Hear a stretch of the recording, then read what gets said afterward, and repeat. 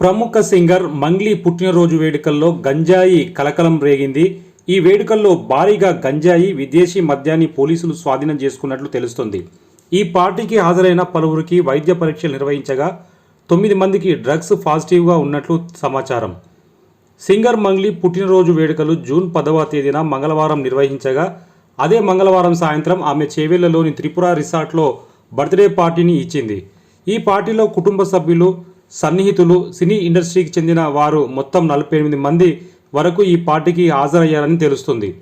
పోలీసులకు వచ్చిన సమాచారం మేరకు ఈ రిసార్టుపై అర్ధరాత్రి 2 గంటల తర్వాత ఎస్ఓటీ పోలీసులు దాడులు నిర్వహించారు. ఈ దాడుల్లో 48 మందికి గంజాయి పరీక్షలు నిర్వహించగా 9 మందికి పాజిటివ్గా నిర్ధారణ అయ్యింది. దీంతో PD, NDPS act, sound pollution act కింద పోలీసులు కేసు నమోదు చేశారు. గంజాయి తీసుకుంటూ దామోదర్ అనే వ్యక్తి పట్టుబడినట్లుగా తెలుస్తుంది.